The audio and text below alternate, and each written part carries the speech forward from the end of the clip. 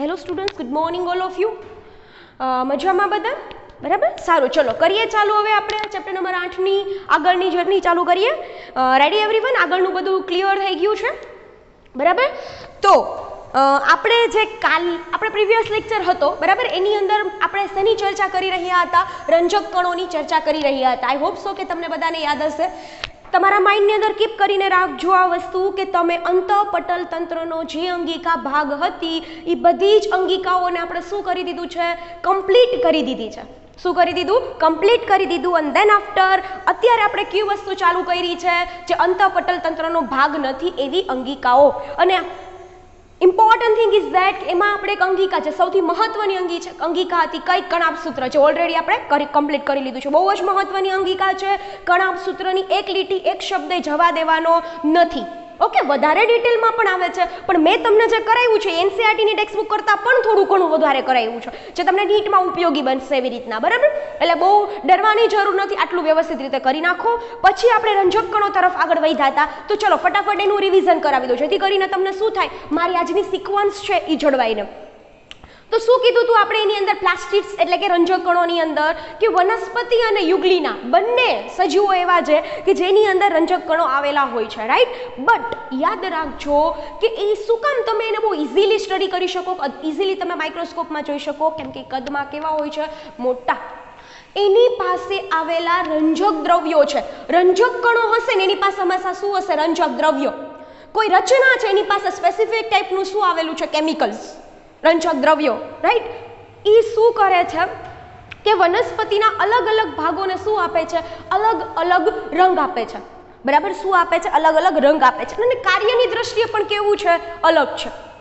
કાર્યની દ્રષ્ટિએ પણ કેવું છે? અલગ છે.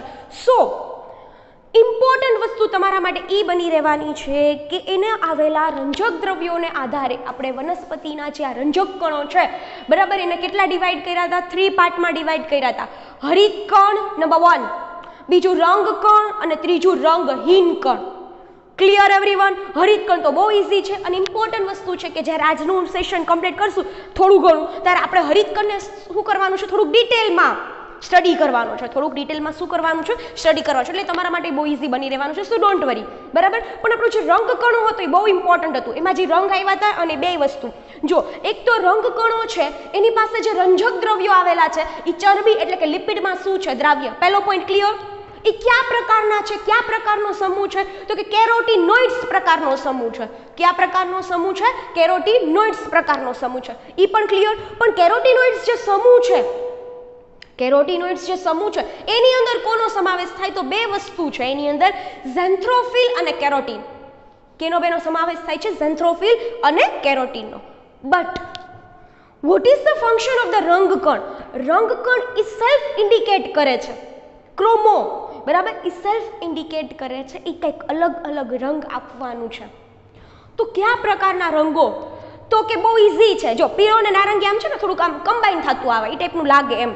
તો પીળો, નારંગી અને લાલ રંગ, બરાબર, રેડ રંગ માટે, ઓરેન્જ રંગ માટે ને યલો રંગ માટે જવાબદાર હોય છે.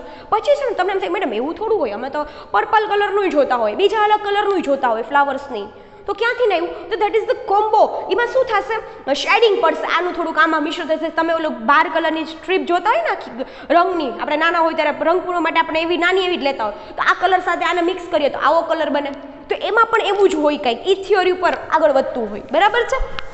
જે વનસ્પતિના પુષ્પ, ફળ, બીજ અને અન્ય ભાગો હશે જે કલરવાળા હતા એને શું આપે છે? રંગ આપે છે. Clear everyone? પણ હવે જે આપણે ભણવા જઈ રહ્યા છીએ એ રંજક કણોનો ત્રીજો હતો. એ કયો? Everyone ready? જઈએ આપણે આજના સેશન તરફ. આગળનું બધું મને ક્લિયર જોશે. બરાબર, કાંઈ પણ ડાઉટ હોય, બરાબર, તો એના MCQ પહેલાં જોવો. પહેલાં છે ને તમારી જાતે કરવાની ટ્રાય કરો. ડાયરેક્ટ એવું નહીં વિચારવાનું કે હાલો મને ત્યાં ડાઉટ થઈ ગયો, મને આ નથી આવડતું. જાતે સેલ્ફ સ્ટડી કરો પહેલાં. બરાબર, જેથી કરીને તમે શું, સેલ્ફ સ્ટડીનો એક ફાયદો શું છે? એક વસ્તુ ગોતવા જતાં તમને બીજી બે વસ્તુનું નોલેજ મળે. તમે ડાયરેક્ટ ટીચર્સનો કોન્ટેક્ટ કરશો તો ડાયરેક્ટ તમને મળશે, સારી વસ્તુ છે, બરાબર. ડાઉટ થાય તો ડેફિનેટલી કોન્ટેક્ટ કરજો, પણ મેં સેલ્ફ સ્ટડી કરવાનો, જેથી કરીને તમને ફાયદો શું થશે કે બીજા 2-3 MCQ કે બે ત્રણ વસ્તુ તમે ગોતી શકશો. રાઈટ, અને તમારા નોલેજની અંદર અથવા તમારા બાયોલોજીની અંદર પણ શું કરી શકો છો, વધારો કરી શકો છો. સારું, ચલો આપણે આગળ વધીએ. રંજક કણો છે એનો ત્રીજો સેશન જે આપણે રંજક દ્રવ્યોના આધારે પાડ્યો હતો એ કયો છે ભાઈ? રંગહીન કણ. ક્યાં છે? રંગહીન કણો. એક તો છે ને જેનું નામ છે ને એ જ કંઈક સૂચવે છે. રંગહીન કણ એટલે શું થાય છોકરાઓ? કે રંગહીન કણ એટલે એવો કણ કે જેની અંદર જે કોઈ રંગ માટે જવાબદાર નથી.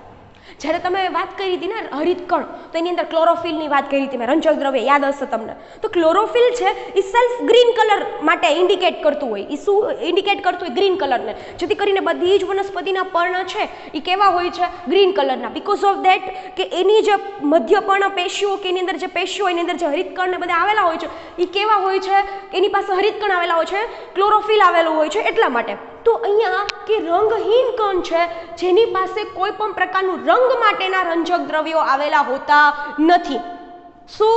રંજક દ્રવ્યો આવેલા હોતા નથી. તો શું કામ હોય એનું? બરાબર. તો આવા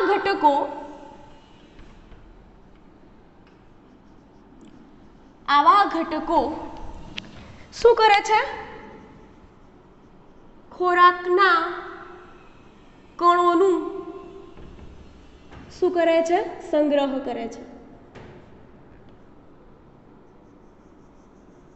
ખોરાકના કણોનું શું કરી રહ્યા છે? સંગ્રહ કરે છે. ક્લિયર થાય છે? કોઈ રંગ આપતું નથી, પણ વનસ્પતિની અંદર અમુક ઘટકો જે ખોરાકના ઘટકો છે એને શું કરે છે? સંગ્રહ કરે છે. તે વનસ્પતિના કોઈ પણ ભાગને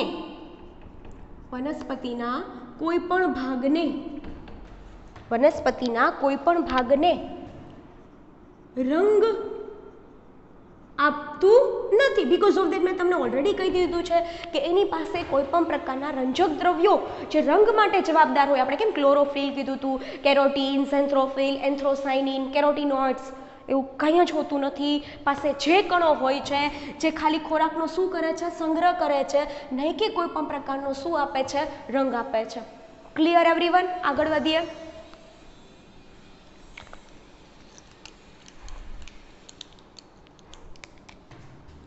સ્ટાર્ચનો સંગ્રહ કરે.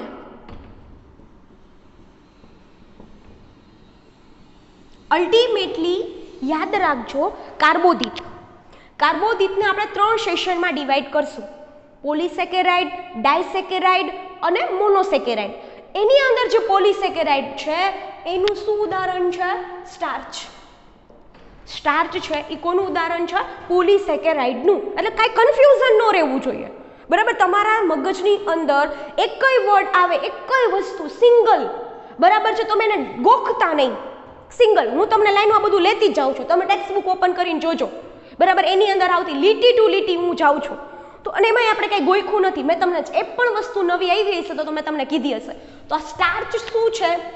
શબ્દ તો તમે ઘણી વાર સાંભળ્યો હોય છે. 10મા ધોરણમાં તમારે સ્ટાર્ચ આવતું હતું. Starch converted into maltose and maltose converted into glucose. પણ શું છે સ્ટાર્ચ? તો એક પ્રકારનું શું છે?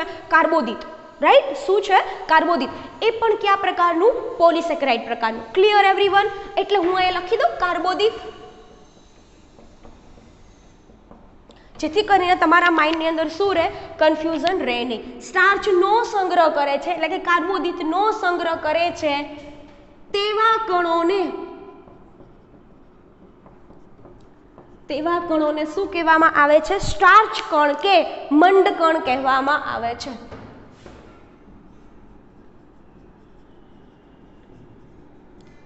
તમને ઘણી વખત સ્ટાર્ચ કણ ન પૂછાય અને એની બદલે શું કરી નાખશે?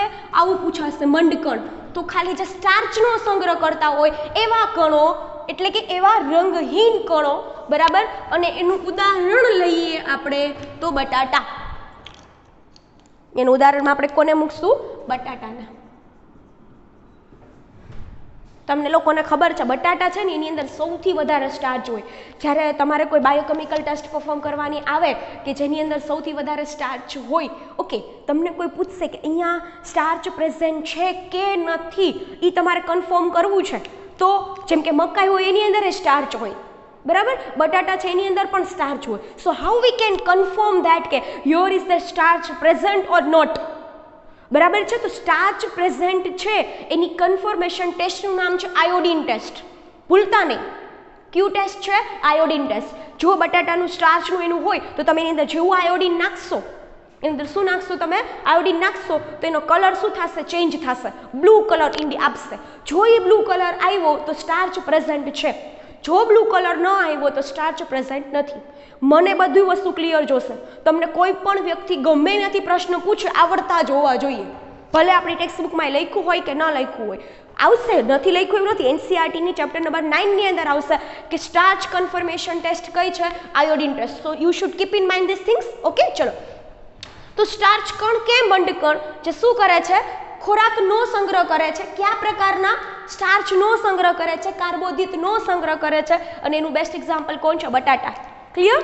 ચલો, તમે લોકો કોઈક દિવસ છે ને થોડું ઘણું ઘરનું કામ કરજો, ખબર પડે. બટાટાના જ્યારે આપણે બટેકાનું શાક બનાવવાનું હોય ને ત્યારે મમ્મી બટાકાના જે પીસીસ કરે ને એને ધોવે ને વઘારવામાં નાખે ને પછી જે પાણી વાછળ વધ્યું હોય ને તમે કોઈક દીક ઓબ્ઝર્વ કરજો. થોડું ઘણું ડર્ટી વોટર હશે પણ એમાં તમને આમ થોડા પાર્ટિકલ્સ હોય ને એવું લાગશે નહીં. Particles is nothing, is that starch. એ શું છે? સ્ટાર્ચ. આગળ વધીએ. સેકન્ડ વસ્તુ કે છે ચરબી. આ that is first one. Second one, ચરબી કે તેલ કણોનો, તેલનો સંગ્રહ કરતા કણોને, તેલનો સંગ્રહ કરે, ચરબીનો સંગ્રહ કરે, લિપિડનો સંગ્રહ કરે તો આવા કણને તેલ કણો કહેવાય અથવા તેલી કણો કહેવાય. બહુ ઇઝી છે ને? સ્ટાર્ચનો સંગ્રહ કરે તો સ્ટાર્ચ કણ, તેલનો સંગ્રહ કરે તો તેલી કણો કે તેલ કણો, બરાબર. એનું ઉદાહરણ આપીએ આપણે તો એના ઉદાહરણમાં તમે મૂકી શકો છો કોઈ એવું કહી શકો કે જેની અંદર ચરબી કે તેલ આવેલું હોય એવું? સોયાબીન, બરાબર, મૂકો ને સોયાબીન, બરાબર. કેમ સોયાબીન? કેમ કે એની અંદર શું આવેલું હોય? ચરબી કે તેલ આવેલું હોય. ત્રીજું છે સ્ટાર્ચ એટલે કે કાર્બોદિત આવી ગયું, ચરબી એટલે કે તેલ આવી ગયું. હવે બાકી શું રહ્યું? પ્રોટીન. પ્રોટીનનો એકચ્યુઅલી છે ને યાદ રાખજો, પ્રોટીન ઇંગ્લિશ વર્ડ છે. પ્રોટીન શું છે? English word. તમને કોઈ પ્રોટીનનું ગુજરાતી પૂછે તો યાદ રાખજો નત્રલો. પ્રોટીનનો સંગ્રહ કરતા હોય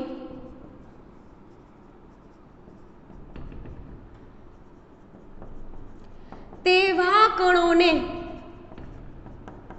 પ્રોટીનનો સંગ્રહ કરતા હોય તેવા કણોને શું કહેવામાં આવે છે? હવે જો આમાં થોડુંક યાદ રાખજો, મને ખબર છે સ્ટાર્ચ કણ તો સ્ટાર્ચ કણ કહેશે, તેલ તો તેલી કણ છે, પ્રોટીન માટે પ્રોટીન કણો કહેવાનું નથી. થોડુંક યાદ રાખજો. આને કહેવામાં આવે છે સમિતાયા કણો. શું કહેવામાં આવે છે છોકરાઓ? આને સમિતાયા કણો. પ્રોટીનનો સંગ્રહ કરતા હોય એવા કણો એટલે કે સમિતાયા કણો. Clear everyone? ચલો, આનું ઉદાહરણ રાખીએ તો વિવિધ પ્રકારના કઠોળ.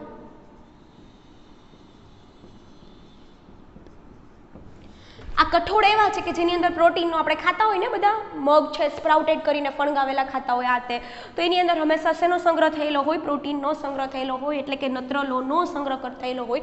So that is a very small topic, બરાબર. પણ આને રિલેટેડ એમસીક્યુ પણ તમને આવી શકે. આઈ હોપ સો કે done very well students, no doubt about this topic. આગે બઢે. ચલો, ઓકે, આગળ વધીએ. હવે આપણું મેં તમને કીધું હતું એમ ત્રણ વસ્તુ કમ્પ્લીટ થઈ ગઈ. નાવ હરિતકણ પણ કમ્પ્લીટ થઈ ગયું, તમારા રંગકણો પણ કમ્પ્લીટ થઈ ગયા અને તમારા રંગહીન કણો પણ અહીંયા શું થઈ ગયા? કમ્પ્લીટ થઈ ગયા. તો જે આપણું નેક્સ્ટ સેશન છે, બરાબર, એ હરિતકણને ડિટેલમાં સ્ટડી કરવાનો છે. હરિતકણને શું કરવાનું છે? આપણે ડિટેલમાં સ્ટડી કરવાનો છે. તો આગળ વધીએ હરિતકણને ડિટેલમાં સ્ટડી કરવા માટે. સારું, ચલો આગળ વધીએ.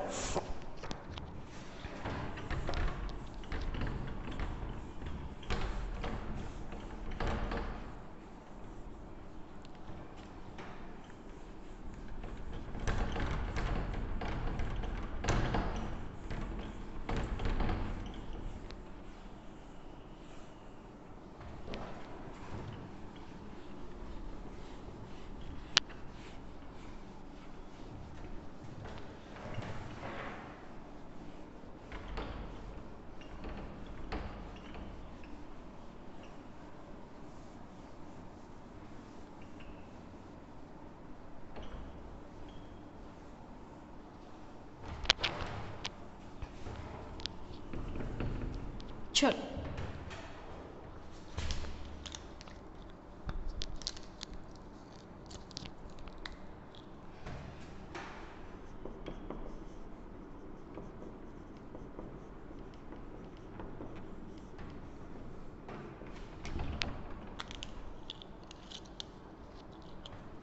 તો કે તમને ખબર છે કે વનસ્પતિમાં આવેલા હરિતકણ છે તો કે પ્રકાશ સંશ્લેષણ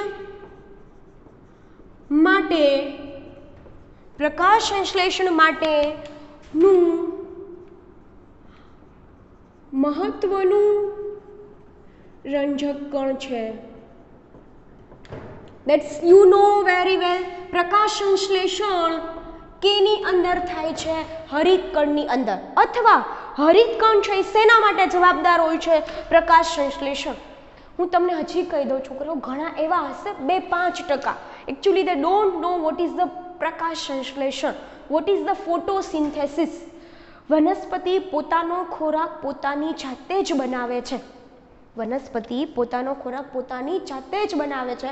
એ પ્રોસેસને શું કહેવામાં આવે છે? પ્રકાશ સંશ્લેષણ. અને આ પ્રકાશ સંશ્લેષણની પ્રક્રિયા વનસ્પતિમાં થાય છે, બરાબર છે. તો આનું કારણ એકને એક માત્ર શું છે કે એની અંદર શું આવેલા હોય છે? હરિતકણ આવેલા હોય છે. ડન. ઓકે. હરિતકણ એક્ઝેક્ટલી સ્થાન ક્યાં હોય હરિતકણનું? તો કે હરિતકણ એ પર્ણની બરાબર મધ્ય પર્ણપેશીમાં આવેલું હોય. હરિતકણ એ પર્ણની મધ્ય પર્ણપેશીમાં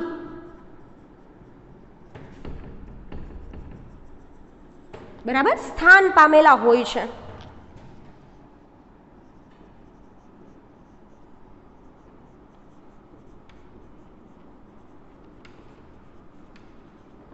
તેમાં સ્થાન પામેલા હોય છે છોકરાઓ મધ્ય. પણ તમારા માટે પાછું નવો વર્ડ આવ્યો મધ્ય પર્ણપેશી. એકચ્યુઅલી તમે પહેલી વખત નથી સાંભળતા. યાદ કરો, તમને કોષોના વિવિધ આકાર આવ્યા હતા ત્યારે આપણે ભણ્યા હતા મધ્ય પર્ણપેશી. જેને ગોળ કે અંડાકાર પ્રકારના કોષો કોના હોય? મધ્ય પર્ણ. પણ ત્યારે આપણે શું કામ મધ્ય પર્ણપેશીને યાદ કરી હતી? કેમ કે એના આકારના બેઝિસ ઉપરથી.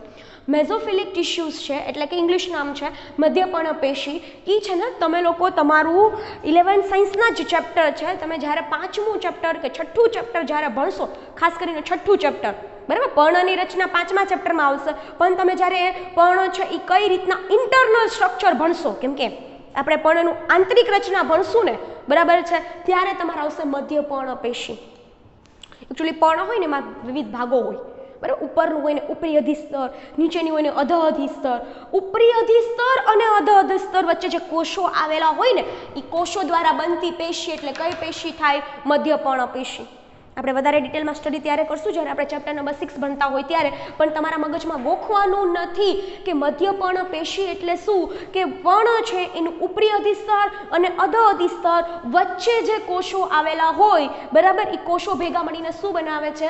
મધ્ય પર્ણપેશી. Done everyone. આગળ વધીએ.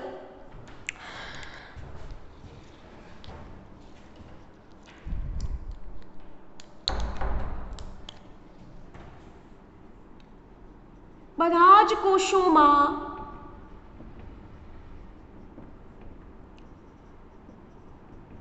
હરિતકણની, જો એક વસ્તુ છે, કન્ફ્યુઝિંગ વાળા સેન્ટેન્સ લખવા જ નથી.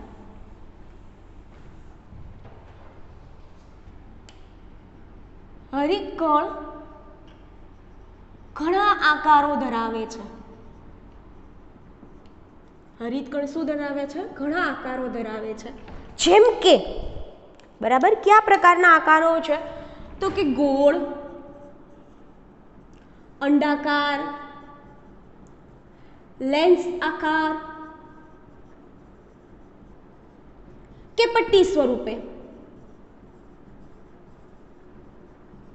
જો ગોળ અને અંડાકાર તો તમને ખબર પડે. લેન્સ આકાર એટલે તમને લેન્સ તો ખબર પડે ને, ફિઝિક્સમાં તમે લેન્સ ભણતા હોય એટલે એની બહિર્ગોળ સપાટી હોય છે. એની કેવી સપાટી? બહારથી બહિર્ગોળ સપાટી હોય એવી. અને પટ્ટી એટલે કોઈ સ્ટ્રીપ, બરાબર. આવા કોઈ અલગ અલગ સજીવોના અલગ અલગ કોષોમાં આવા પ્રકારના શું હોઈ શકે છે? એના આકાર હોઈ શકે છે. કોના? હરિતકણના. પોઈન્ટ ક્લિયર થતા જાય છે ને. 3 પોઈન્ટ ભણો આખો દિવસમાં, ભલે 3 જ, પણ ધી બેસ્ટ આવડતા જ હોવા જોઈએ તમને. પહેલું પ્રકાશ સંશ્લેષણ માટે મહત્વનું છે, બીજું ક્યાં આવેલું મધ્ય પર્ણપેશીમાં, અને આ એના આકાર. ડન. ચલો આગળ વધીએ.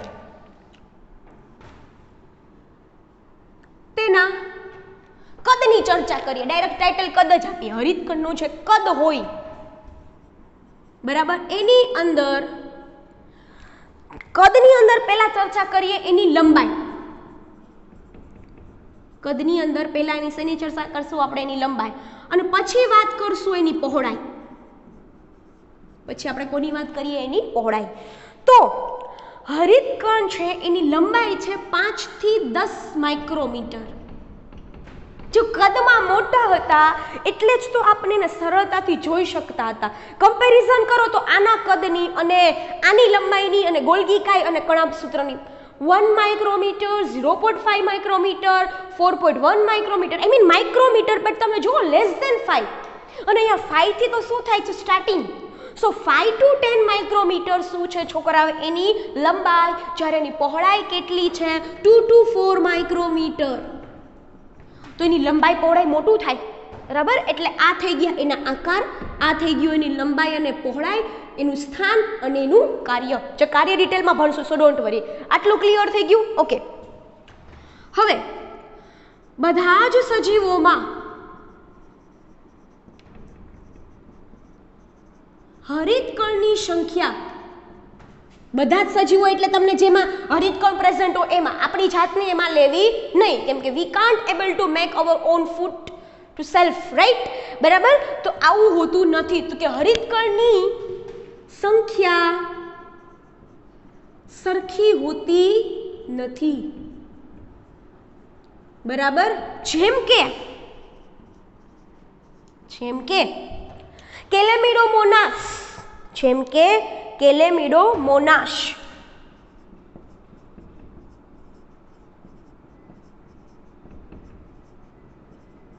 શું છે ભાઈ? એક કોષી લીલ. એટલે પહેલા તો તમારા મગજમાં એ રાખજો, એક લીલ છે. કેલેમિડોમોનાસ શું છે? એક પ્રકારની લીલ. ઘણી વખત આવા બહુ બધી લીલો ભણવાના છો તમે. ઉડોગોનિયા, સ્પાયરોગાઇડા, ક્રોરેલા, બરાબર. એમાંથી કેલેમિડોમોનાસ એક પ્રકારની એક કોષી લીલ આલ્ગી છે બરાબર.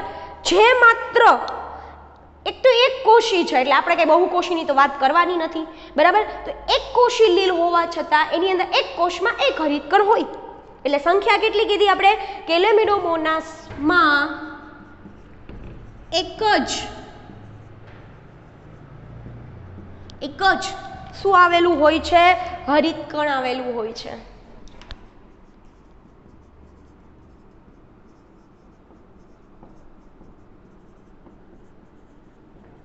કેટલા હરિતકણ આવેલા હોય? માત્ર એક જ હરિતકણ આવેલું હોય છે. આ એની લંબાઈ, આ એની પહોળાઈ. સંખ્યાની વાત કરીએ તો કેલેમિડોમોનાસમાં માત્ર એક જ. ડન. જ્યારે મધ્ય પર્ણપેશીના તેની સંખ્યા બરાબર, તેની સંખ્યા કેટલી હોય છે? 40.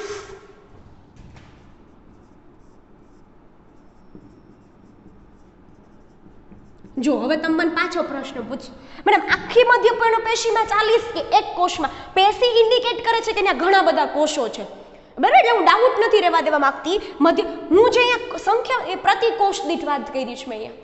હવે પ્રતિ કોષ દીઠ આ તો ખુદ એક જ કોષનું બનેલું છે. તો મધ્ય પર્ણપેશીના દરેક કોષમાં 40 જેટલા શું આવેલા હોય છે? હરિતકણ આવે. જેટલી હોય છે મધ્ય પર્ણપેશીમાં તેની સંખ્યા 40 જેટલી હોય છે. એટલે હરિતકણની સંખ્યા કેટલી હોય છે? 40 હોય છે. કાર્ય, સ્થાન, આકાર, કદ અને પ્રતિ કોષ દીઠ એની સંખ્યા. ક્લિયર થઈ ગયું? એમસીક્યુમાં પૂછાશે. જ્યારે ઓલી સિસ્ટમ હતી ને સેમેસ્ટર સિસ્ટમ બરાબર, ત્યારે ગુજ સીઈટી બધામાંથી પૂછાતું, 4 સેમેસ્ટરમાંથી પૂછાતું બરાબર. અધરવાઇઝ ઇલેવન્થ સાયન્સમાંથી ગુજ સીઈટીમાંથી ન પૂછાય, પણ એને એક વખત આ પૂછાયેલું છે એની અંદર કે કેલેમિડોમોનાસની અંદર કેટલા, એક કોષની અંદર કેટલા હરિતકણ આવેલા હોય છે. ક્લિયર થઈ ગયું? ચલો આ વસ્તુ ક્લિયર થાય તો હવે આપણે હરિતકણની રચના છે એની તરફ આગળ વધીએ. આ તો એની કદ, લંબાઈ, પહોળાઈ કે શું છે એ વસ્તુની વાતની ચર્ચા કરી હતી. પણ હવે જે આપણે ચર્ચા કરવા જઈ રહ્યા છીએ એ કઈ છે? હરિતકણની રચના.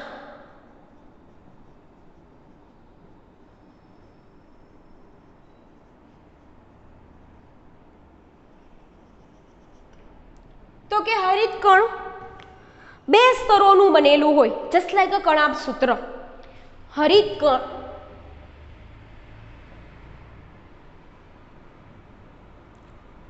બે સ્તરોનું બનેલું હોય છે.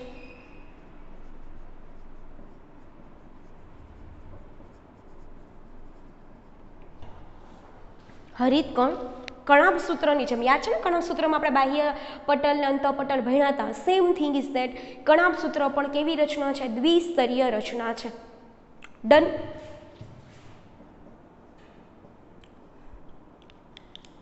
જેની અંદર આપણે એને બાહ્ય આવરણ શેની વાત કરીએ છીએ? પહેલા બાહ્ય આવરણ અને અંતઃ આવરણ. ઓકે, એના પણ સેન્ટેન્સ લખી નાખીએ. શું? બહારની તરફના આવરણને બાહ્ય આવરણ. બહારની તરફના આવરણને શું કહેવામાં આવે છે? બાહ્ય આવરણ કહે છે. જ્યારે અંદરની તરફના આવરણને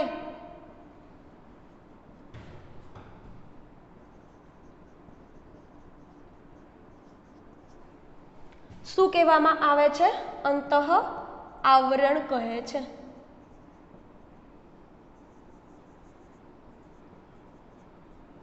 બહુ ઈઝી છે ને, તમને આ તો સરળતાથી આવડી જશે. બરાબર કે બાહ્ય આવરણ હોય તો બહારની તરફ આવેલું હોય, અંદરની બાજુ આવેલું હોય તો અંતઃ આવરણ કહેવામાં આવે છે. પણ હવે જે સેન્ટેન્સ લખું છું એ ધ્યાન આપજો, જેમાં તેનું અંતઃ આવરણ ઓછું પ્રવેશશીલ હોય છે.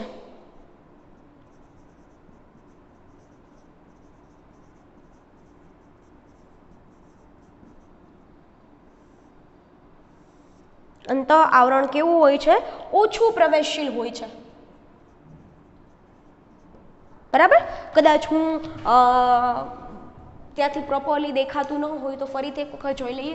આપણે એના બહારની રચનાની વાત કરી હતી. આપણે ઇન્ટરનલ સ્ટ્રક્ચર તરફ આગળ વધીએ તો કે હરિતકણની રચના છે. હરિતકણ કેટલા સ્તરોનું બનેલું હોય છે? ટોટલ 2 સ્તરોનું બનેલું હોય છે.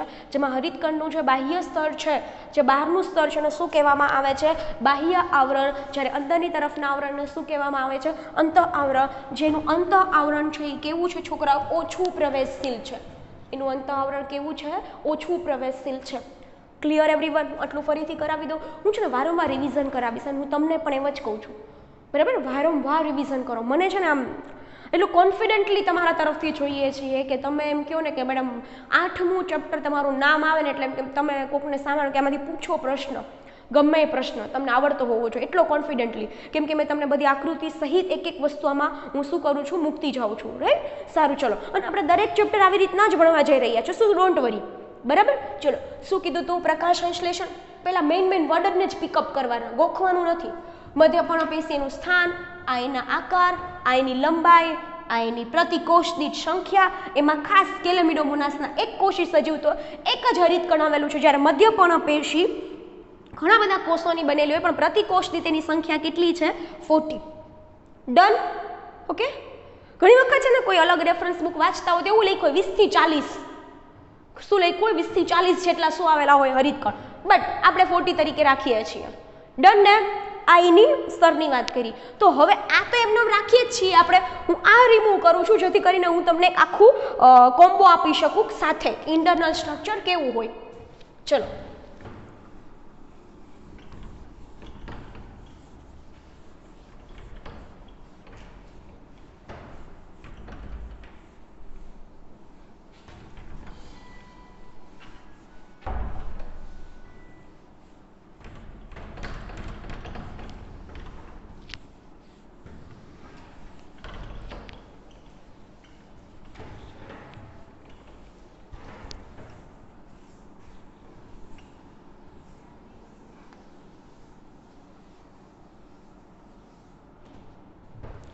જો હવે છે ને આપણે એક કામ કરીએ, કણાવસૂત્રથી થોડોક ઓપોઝિટ સાઈડ જઈએ. આમાં જેટલા ભાગની મેં વાત કરી ને એટલો આપણે ફિગરમાં ડ્રો કરી નાખીએ, બરાબર? એટલે તમને ખ્યાલ આવે કે કયા ભાગનું શું વાત કરતા હોય. ચલો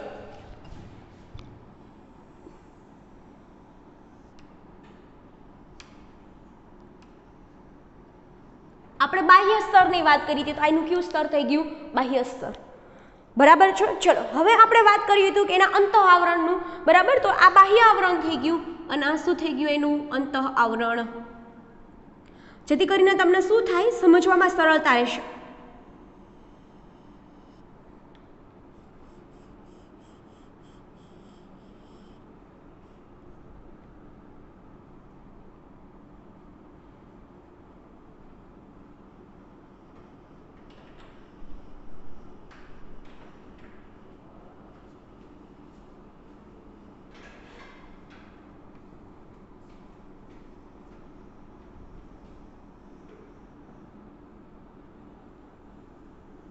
શું થઈ ગયું? તમે લોકો પણ આવું જ કરજો. શું કરજો? બે સ્તર ભણી ગયા છે તો આપણે ખાલી બે સ્તર ફિગરમાં મૂકશું.